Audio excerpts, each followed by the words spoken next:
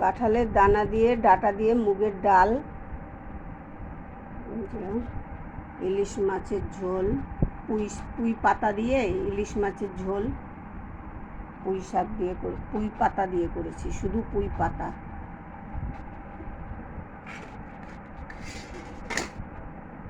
আর এই যে পাতলা করে দেখুন গোলা রুটি।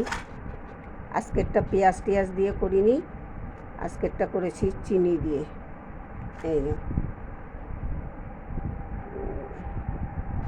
আজকে করেছি চিনি দিয়ে,